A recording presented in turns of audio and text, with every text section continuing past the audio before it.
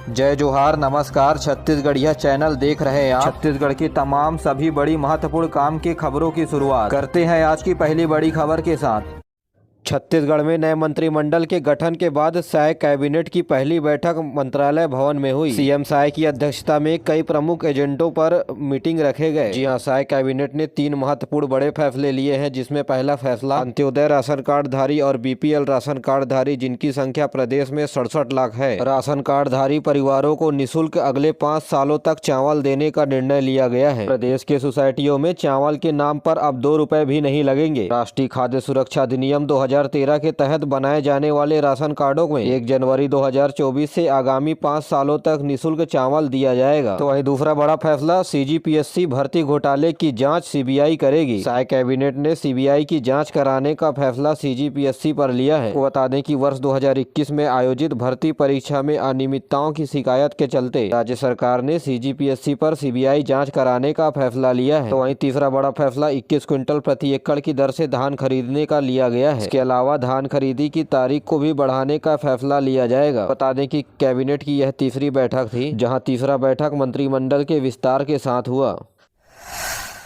छत्तीसगढ़ में रोजगार विभाग के रोजगार पंजीयन के पोर्टल को जल्द ही अपडेट किया जाएगा। इसके लिए अलग से एक सॉफ्टवेयर भी तैयार किया जाएगा, जो 17 लाख बेरोजगार युवाओं को वैकेंसी की जानकारी मोबाइल पर भेजेगा। यहाँ छत्तीसगढ़ में 17 लाख से अधिक पंजीकृत बेरोजगारों के लिए अच्छी खबर है। राज्य सरकार के रोजगार दफ्तर में अब सिर्फ पंजीयन का रिकॉर्ड रखने के लिए नहीं, बल्कि नौकरी से जुड़ी तमाम जानकारी देने के लिए उपयोग में बनाए जाएंगे। इसके लिए जल्द ही एक सॉफ्टवेयर बनाया जाएगा, जिसके माध्यम से वैकेंसी से जुड़ी तमाम जानकारी क्वालिफिकेशन के हिसाब से बेरोजगार युवाओं तक पहुंचाई जाएगी। तकनीकी शिक्षा और रोजगार विभाग के मंत्री विजय शर्मा ने अधिकारियों को इस पर जल्द काम करने के लिए निर्देश दिए हैं। बता दें कि जांजगीर चांपा में 1,32,000 से अधिक बेरोजगार युवा हैं। नारायणपुर में 23,254 बेरोजगार युवा हैं। रोजगार युवाओं के मामले में जांजगीर चांपा के बाद दूसरे स्थान पर रायगढ़ जिला है, 1,07,000 बेरोजगार है। तो वहीं तीसरे स्थान पर बिलासपुर है, जहाँ 1,05,000 बेरोजगार युवा हैं। सरगुजा संभाग के गद्दावर नेता रामविचार नेताम राज्य में जनजाति मंत्री बनने के बाद पावर पैक मीटिंग ले रहे हैं, जिसमें कई महत्वपूर्ण फैसले लिए गए। जी आश्रम छात्रावास परिसर में बनेगा जिम, दिल्ली में हॉस्टल, तो बिलासपुर में प्रतियोगी परीक्षा केंद्र की तैयारी की जाएगी। खेल भावना को बढ़ाने के लिए प्रदेश के सभी छात्रावास में छात्रों के लिए जिम लगाया जाएगा। तो वहीं छत्तीसगढ़ के विशेष वर्ग के छात्र यदि दिल्ली जाते हैं पढ़ाई करने के लिए, तो वहाँ भी उनकी पढ़ाई को मजबूत बनाने के लिए अच्छी सुविधा हेतु दिल्ली में छत्तीसगढ़ का हॉस्टल बनाया जाएगा। इसके अलावा विशेष जनजाति के लोगों के लिए प्रतियोगी परीक्षाओं की तैयारी कराने के लिए कोचिंग सेंटरों में तैयारी कराने के फैसले लिए गए हैं। इन योजनाओं को पूरा करने के लिए सभी अधिकारियों को आदेश दिए गए हैं। छत्तीसगढ़ प्रदेश में परिवहन विभाग करेगा गाड़ियों पर सख्ती, 2.25 लाख कमर्शियल गाड़ियां हैं लापता। रजिस्ट्रेशन खत्म होने के बाद कहां चली गई, इसकी जानकारी नहीं है। यातायात विभाग को देश भर में चल रहे रन एंड हिट कानून को लेकर मचे बवाल के बीच छत्तीसगढ़ में एक आंकड़ा निकलकर सामने आया है। इसके मुताबिक प्रदेश के करीब 2.25 लाख कमर्शियल वाहन रजिस्ट्रेशन एक्सपायर हो गया है। ये वाहन कहाँ है और कैसे चल रहे हैं, इसका कोई हिसाब परिवहन विभाग के पास नहीं है। अब वो परिवहन विभाग की तरफ से पुराने रिकॉर्ड के अनुसार वाहन मालिकों को नोटिस भेजने का काम शुरू कर दिया गया है। आपको बता दें कि परिवहन विभाग के मुताबिक 31 दिसंबर 2023 तक की स्थिति में छत्तीसगढ़ में 2,73,042 वाहन विभाग के रिकॉर्ड से एक्सपायर हो चुकी है, यानी इन वाहनों का उम्र 15 साल से अधिक हो गया है। छत्तीसगढ़ के डिप्टी सीएम विजय शर्मा ने पुलिस विभाग की ली समीक्षा बैठक। कानून व्यवस्था को बनाए रखने और आम जनों की समस्या पर न्याय दिलाने के लिए दिए निर्देश। उन्होंने कहा कि चोरों और अपराधियों के खिलाफ सफाई अभियान के तहत काम किया जाए। इस अवसर पर पुलिस महानिदेशक अशोक जुनेजा सहित पुलिस विभाग के वरिष्ठ अधिकारी उपस्थित थे।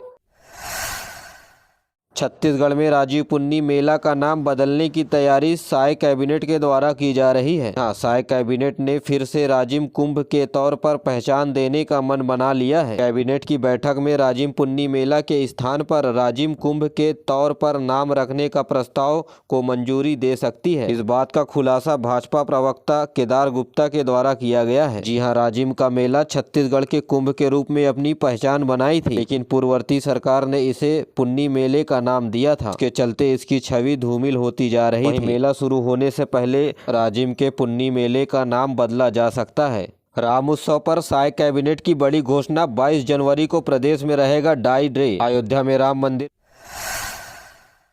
छत्तीसगढ़ के बिलासपुर में प्रदेश का दूसरा अंतर्राष्ट्रीय क्रिकेट स्टेडियम बनने वाला है। इसके लिए जमीन अलॉट की प्रक्रिया शुरू हो गई है। स्टेडियम के संबंध में चर्चा करने के लिए मुख्यमंत्री विष्णुदेव साय से मिले भारतीय क्रिकेट टीम के पूर्व कप्तान सौरभ गांगुली। बताया, पहली बार आया हूं छत्तीसगढ़। को बता दें कि सौरभ गांगुली भारतीय क्रिकेट बोर्ड के अध्यक्ष भी हैं। इसके अलावा सौरभ गांगुली ने कहा कि नवा रायपुर का अंतर्राष्ट्रीय स्टेडियम बहुत अच्छा लगा। कहा कि यहाँ अंतर्राष्ट्रीय मैच हुए हैं, सचिन भी यहाँ खेल चुके हैं। सीएम के द्वारा राजकीय पशु वन भैंसे की मूर्ति को भेंट किया गया तथा सौरभ गांगुली के द्वारा सिग्नेचर किया हुआ बैट सीएम विष्णुदेव साय जी को किया गया। बता दें कि बिलासपुर में अंतर्राष्ट्रीय क्रिकेट स्टेडियम 60 एकड़ की जमीन पर बनने वाला है। छत्तीसगढ़ की राजधानी रायपुर जय श्री राम के जयकारों के साथ गूंजा। भगवान श्री राम की चरण पादुका श्रीलंका के अशोक वाटिका से रायपुर पहुंची, जो अयोध्या जा रही है। चरण पादुका पहुंचने के बाद भक्तों में हर्ष और उल्लास का माहौल देखने को मिला। बता दें कि चरण पादुका की भव्य शोभा यात्रा 8 राज्यों से होकर निकाली जा रही है। यह शोभा यात्रा राम वनगमन परिपथ के रास्ते होते हुए मध्य प्रदेश जाएगी। वो श्री राम के ननिहाल के 300 तीर्थ स्थलों से होते हुए यह यात्रा एमपी जाएगी, जो मध्य प्रदेश और उत्तर प्रदेश के रास्ते से 22 जनवरी को अयोध्या पहुंचेगी, जहां मंदिर में भगवान राम के चरण पादुका स्थापित की जाएगी।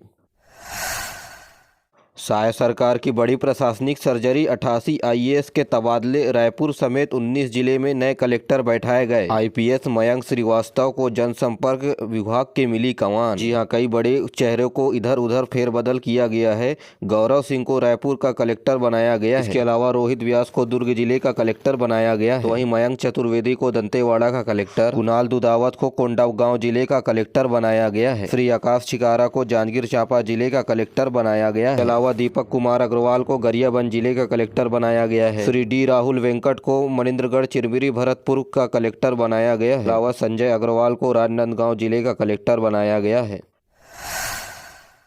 मुख्यमंत्री के गृह जिले में हाथी बरपा रहे हैं कहर, घरों को किया क्षतिग्रस्त। हाथियों के दल ने बुधवार को तमता और बालाझर में 2 घरों को क्षतिग्रस्त किया और घर में रखे हुए अनाज को खा गए। घर पर हाथी के हमले के दौरान निवास कर रहे लोगों ने भागकर अपनी जान बचाई। इससे पहले हाथियों के दल ने पत्थल गांव और कांसाबेल क्षेत्र के 4 गांवों में जमकर उत्पात मचाए। जसपुर वन मंडल की ओर से हाथियों पर लगातार निगरानी की जा रही है। बस्तर के आराध्य देवी मां दंतेश्वरी के दर्शन करने के बाद वन मंत्री केदार कश्यप ने पूजा अर्चना कर ग्रहण की अपने मंत्री पद के कार्यभार। प्रदेश के नए वन और जलवायु, जल संसाधन, कौशल विकास, सहकारिता मंत्री केदार कश्यप ने विधिवत तरीके से पूजा कर मंत्रालय में प्रवेश किया। इससे पहले अपने कुल देवी मां दंतेश्वरी माता के आशीर्वाद लिए। आपको बता दें कि केदार कश्यप नारायणपुर के विधायक है, जो साल 2003 से 2018 तक स्कूल शिक्षा विभाग, आदिम जाति कल्याण विभाग और लोक स्वास्थ्य यांत्रिकी विभाग समेत कई विभागों में पद संभाल चुके हैं, जिसके बाद इन्हें अब वन विभाग की नई जिम्मेदारी दी गई है। मंदिर के उद्घाटन को लेकर के छत्तीसगढ़ में उत्सव का माहौल है। राम उत्सव पर मुख्यमंत्री विष्णुदेव साय ने 22 जनवरी को प्रदेश में ड्राई डे की घोषणा की है। 22 जनवरी को शराब और मांस मछली के कटिंग पर पाबंदी रहेगी। सीएम ने कहा कि हमारा आदर्श राम राज्य रहा है, छत्तीसगढ़ राम का ननिहाल है। छत्तीसगढ़ के पुलिस विभाग में बड़ा फेरबदल हुआ है। एसएसपी ने एसआई, एएसआई समेत 108 पुलिसकर्मियों का किया है तबादला। गरियाबंद जिले के उप महानिरीक्षक वरिष्ठ पुलिस अधीक्षक अमित तुकाराम कामले ने जिले के अलग अलग थानों में पदस्थ एसआई और एएसआई समेत 108 पुलिसकर्मियों का तबादला आदेश जारी किया है। आइए ये जानते हैं प्रदेश में मौसम का हाल। छत्तीसगढ़ में जल्द बदलेगा मौसम का मिजाज, ठंड में आएगी कमी, तो वहीं दूसरी ओर कुछ जगहों पर बने हैं बारिश के आसार। प्रदेश में दक्षिण पूर्व दिशा से आने वाली हवा की गति बढ़ने के कारण रात के तापमान में 2 या 3 डिग्री की वृद्धि होगी, जिससे आने वाले दिनों में ठंड में कमी आएगी। इस दौरान प्रदेश में आसमान साफ रहेगा। फिलहाल राज्य में इस सप्ताह के बाद मौसम बदलने की गुंजाइश दिखाई दे रही है। छत्तीसगढ़ में काम की तलाश कर रहे युवाओं के लिए नौकरी पाने का सुनहरा मौका। 105 पदों पर 9 जनवरी को होगा जॉब फेयर का आयोजन। जी हां, 105 पदों पर स्वास्थ्य विभाग में होगी भर्ती। जिला रोजगार स्वरोजगार मार्गदर्शन केंद्र रायपुर के द्वारा स्थानीय शिक्षित बेरोजगार युवाओं को रोजगार के अवसर उपलब्ध कराने के उद्देश्य से 9 जनवरी 2024 को पुराना पुलिस मुख्यालय परिसर स्थित रोजगार कार्यालय में सुबह 11 बजे से दोपहर 2 बजे तक जॉब फेयर का आयोजन किया जा रहा है। एस और हॉस्पिटल एंड रिसर्च सेंटर ग्राम चिखली जिला दुर्ग के द्वारा विभिन्न पदों पर भर्ती की जाएगी।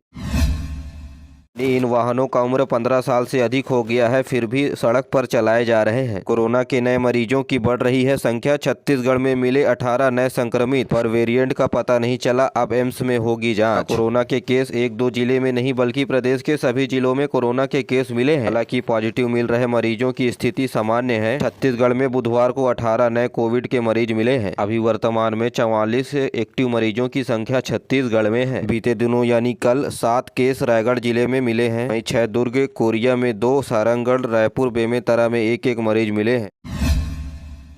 छत्तीसगढ़ में विद्युत लाइन सुधारने के दौरान हादसा। करंट में 2 लाइनमैन झुलसे, 1 रायपुर रिफर। विद्युत विभाग के कार्यालय के पावर प्लांट के लाइन को सुधारने के दौरान 2 लाइनमैन आग में झुलस गए। इस हादसे में एक लाइनमैन की हालत गंभीर बताई जा रही है, जिसे रायपुर रिफर किया गया है। वहीं दूसरा लाइनमैन जिला अस्पताल में उपचार चल रहा है। आपको बता दें कि 22 रामनेताम 80% झुलस गए हैं। रेल यात्रियों के लिए जरूरी खबर। नॉन इंटरलॉकिंग कार्य के चलते इन 8 ट्रेनों के मार्ग में किया गया परिवर्तन। जी हां, सिकंदराबाद रेल लाइन मंडल के कंपोजिट जंक्शन के बीच तीसरी लाइन के कार्य के चलते दक्षिण पूर्व मध्य रेलवे में 8 ट्रेनों का आगमन होगा। दिल्ली से विशाखापट्टनम रूट पर चलने वाली 8 ट्रेनों का मार्ग कर बिलासपुर रेलवे जोन से कर दिया गया है। 1 जनवरी से 12 जनवरी के बीच विशाखापट्टनम से चलने वाली विशाखापट्टनम दिल्ली एक्सप्रेस वहीं रायपुर, टिटलागढ़, रायगढ़, विजयनगरम जंक्शन से होकर रवाना होगी। इसके अलावा गांधीनगर विशाखापट्टनम ट्रेन बिलासपुर जंक्शन से होकर गुजरेगी।